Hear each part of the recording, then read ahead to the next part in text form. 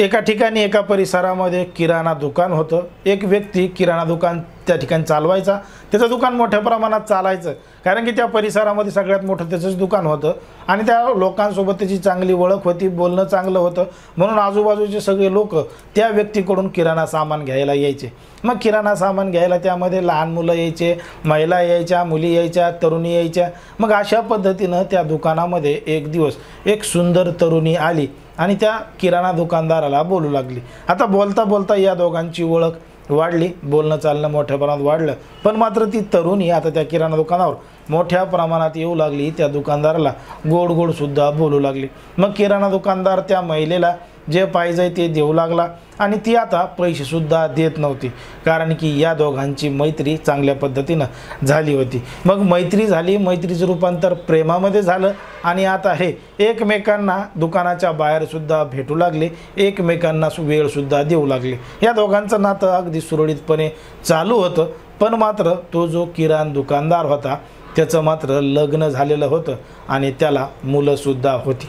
अशा पद्धतीनं त्याचा सुखी संसार चालू असताना त्याच्या दुकानामध्ये एक तरुणी यायची आणि त्या तरुणीच्या प्रेमात आता हा पडलेला होता। पण आता तो एकीकडं प्रेयसी आणि एकीकडं बायको अशा दोघी जणींना सांभाळत होता। पण मात्र एक दिवस या घटनेमध्ये घडलं होतं एक धक्कादायक प्रकरण, धक्कादायक घटना। नेमकं काय आहे संपूर्ण प्रकरण, कुठं घडली ही घटना, हे आपण अगदी सविस्तरपणे पाहणार आहोत। पण जर तुम्ही अजूनही आपलं चॅनल सबस्क्राईब केलं नसेल तर लगेच सबस्क्राईब करून घ्या आणि बाजूला असणाऱ्या बेल नोटिफिकेशनला सुद्धा ऑन करायला विसरू नका।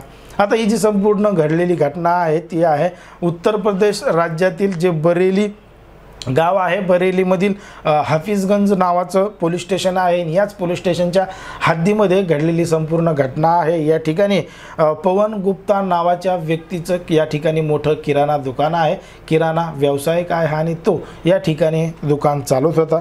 आता मागच्या 3-4 वर्षापासून अशाच पद्धतीनं दुकान मोठ्या प्रमाणात चालत होतं, आजूबाजूच्या परिसरातली लोक या ठिकाणी यायचे। पण मात्र या ठिकाणी एक दिवस सुंदर तरुणी आली आणि त्या तरुणीबरोबर पवन गुप्ता याची ओळख झाली। आता या दोघांची ओळख झाली, मैत्री झाली, मैत्रीचं रूपांतर प्रेमात झालं आणि प्रेमात रूपांतर झाल्यानंतर ती तरुणी आता त्या दुकानदाराकडे येऊ लागली, वेगवेगळ्या गोष्टी मागू लागली, वेगवेगळ्या वस्तू मागू लागली आणि तो तिच्या संपूर्ण गरजा पूर्ण करू लागला, एका प्रकारे तिला सांभाळू लागला। मग अशा पद्धतीनं या व्यावसायिकाचं आणि त्या तरुणीचं काहीतरी लफडं सुरू आहे अशी चर्चा आजूबाजूला पसरली, कारण की आता बिंदासपणे हातीला बोलायचा, सगळं काही द्यायचा। मग आजूबाजूला उभा राहिलेले जे लोक आहेत ते सुद्धा हे सगळं प्रकरण बघत होते, एकूण एकाला कानामध्ये सांगत होते की बघा हा कसा बोलायला, बघा ती कशी बोलायली, कशी कपडे घालून यायली। अशा पद्धतीनं आता बोलता बोलता सगळ्याला ही गोष्ट माहीत झाली। मग आता माहीत झाली, मग या गोष्टीची माहिती त्या पवन गुप्ताच्या बायकोला सुद्धा मिळाली। आता त्याच्या बायकोला माहिती मिळाली की हा तिचा नवरा दुकानमध्ये बसतो आणि बसल्या बसल्या काय कुटाने करतो।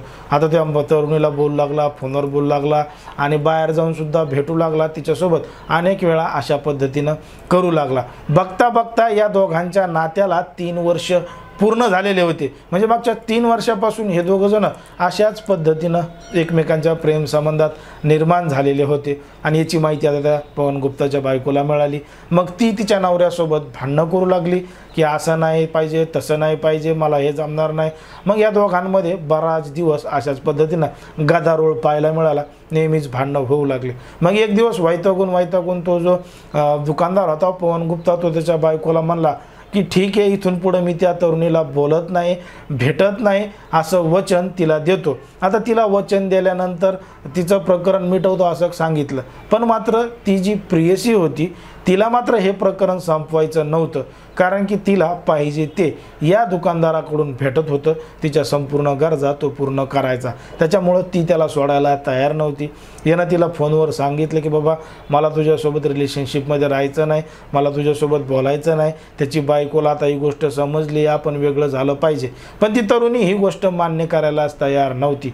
मग याची बायको म्हणली ती कसं काय मान्य करीत नाही, मी जरा तिची सोय पाहते। अशी बाचाबाची झाली, ते म्हणे जाऊ दे शांत डोक्याने आपण काय करू, हे प्रकरण इथल्या इथं मिटू, उगाच लोकांना माहीत झालं तर अजून नाव खराब होईल, लोक आधीच नाव ठेवायलेत असं पवन गुप्ता त्याच्या बायकोला म्हणला. आता त्याची बायको कशी तरी राजी झाली आणि राजी झाल्यानंतर तारीख आली 15 जुलै 2024ची. आता 15 जुलै 2024ला तो त्याच्या बायकोला घेऊन एका कारमध्ये निघाला आणि कारमध्ये घेऊन गेल्यानंतर एका ठिकाणी ती जी प्रेयसी होती, तरुणी होती, तिलासुद्धा भेटायला बोलवलं आणि कारमध्ये बसून हे सगळं प्रकरण मिटून टाकू असं सांगितलं. आता बायको आणि प्रेयसी सोबत कुठं प्रकरण मिटत असतं का, तरीसुद्धा त्यानं मिटवण्याचा प्रयत्न केला. त्याच्या बायकोला घेऊन त्याच्या प्रेयसीकडे गेला. प्रेयसी त्या ठिकाणी आली, गाडीमध्ये बसली, गाडी एका सुमसान ठिकाणी नेली आणि गाडीमध्ये बसून मिटवी चालू होती. जेव्हा तो पुरुष त्या तरुणीला म्हणला की आपलं रिलेशन संपवायचं आहे, असं करायचं आहे, तसं करायचं आहे, तेव्हा ती तरुणी म्हणली की मी हे मिटणार नाही, काय नाही, मी तुझ्यासोबतच रिलेशनशिपमध्ये राहणार आहे आणि जर तू ते तोडण्याचा प्रयत्न केला, माझ्यापासून दूर जाण्याचा प्रयत्न केला तर मग तुझ्यावर मी केसेस दाखल करेल, गुन्हे दाखल करेल, कारवाई करेल अशी धमकीच त्या तरुणीनं दिली. आता त्याच्या बायको देखत त्या प्रेयसीनं धमकी दिली. मग याच्या बायकोनं त्याच्या प्रेयसीच्या कानाखाली मारली, तिच्या कानाखाली मारली की या दोघीचे भांडणं सुरू झाले. या दोघीचे भांडणं सुरू झाल्यामुळं तो जो नवरा होता पवन गुप्ता यानं दोघीच्या भांडणामध्ये उडी घेतली आणि त्याच्या प्रेयसीच्या कमरात लाथ घातली आणि ती थेट गाडीमधून दरवाजाच्या बाहेरच गेली. आता तिला तिचा नवरा आणि ती दोघीजणी मिळून त्या तरुणीला मारतायत म्हणून ती तरुणी रोडवर आरडाओरड करत रोडच्या कडेनं पळू लागली, वाचवा वाचवा म्हणू लागली, हे मारतायत असं सांगू लागली. आता त्या पवन कुमारची तळपायच्या मस्तकाला गेली, कारण की ही रोडवरच धिंगाणा घालू लागली. बरं, त्या ठिकाणी संपूर्ण परिसर सुमसान होता, कोणालाही आवाज गेला नाही. ती पुढं पळत होती, पवन गुप्ता तिच्या मागं पळत होता, हातामध्ये काठी होती आणि पळता पळता त्या तरुणीच्या पाठीमागून डोक्यामध्ये काठीनं सपासप वार केले. तरुणी त्या ठिकाणी गंभीर स्वरूपाने जखमी झाली आणि अजून वार केल्यामुळं ती त्याच ठिकाणी रक्ताच्या थारोळ्यात पडली आणि ठार झाली. आता ती ठार झाल्यानंतर त्या पवन कुमारनी त्याच्या बायकोनी दोघांनी त्याला त्या ठिकाणी सोडलं आणि त्या ठिकाणाहून फरार झाले. आता ते फरार झाल्यानंतर या घटनेला 1-2 दिवस उलटून गेले. ते जे तरुणीचा मृतदेह होता ते आजूबाजूच्या लोकांनी पाहिला आणि त्याची माहिती पोलिसांना दिली. पोलिसांना दिल्यानंतर पोलिसांनी घटनेचा पंचनामा केला.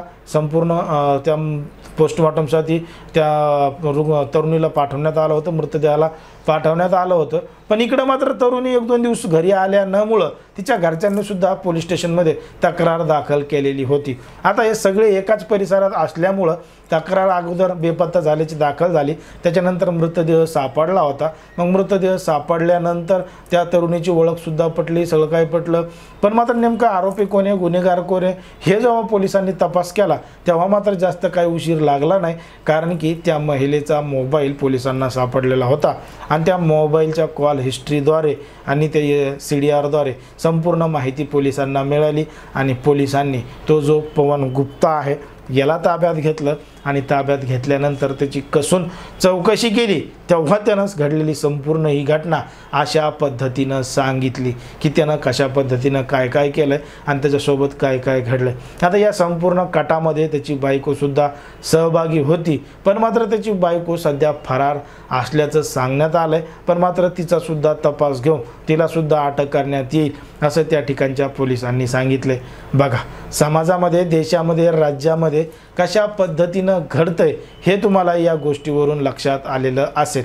आता तो जो पवन गुप्ता होता, विवाहित होता, त्याला मुलं होते, तरीसुद्धा तो एका तरुणीच्या नादी लागलेला होता. बरं, ज्या तरुणीच्या नादी लागला त्याची माहिती त्याच्या बायकोला समजली आणि त्याच्यामुळं त्या तरुणीचा जीव गेला. आता त्या तरुणीलासुद्धा याचा नाद लागलेला होता. त्यानं तिला वेगळं जाण्याचा निर्णय घेतला होता, पण मात्र ती त्याला सोडून वेगळं जात नव्हती, कारण की तिच्या त्या संपूर्ण गरजा पूर्ण करत होता. आता या संपूर्ण अशा घडलेल्या प्रकरणामध्ये नेमकी चूक कोणाची आहे, कोण खरा गुन्हेगार आहे हे तुम्ही कमेंटमध्ये सांगा. आणि अशाच पद्धतीचे नवनवीन व्हिडिओ पाहण्यासाठी आपल्या चॅनलला लगेच सबस्क्राईब करून घ्या, कारण की कोणाच्याही भावना दुखवणं, कोणाचंही मन दुखवणं हा आपला उद्देश नाही. समाजामध्ये जे घडतंय तेच आपण सांगण्याचा प्रयत्न करत असतो.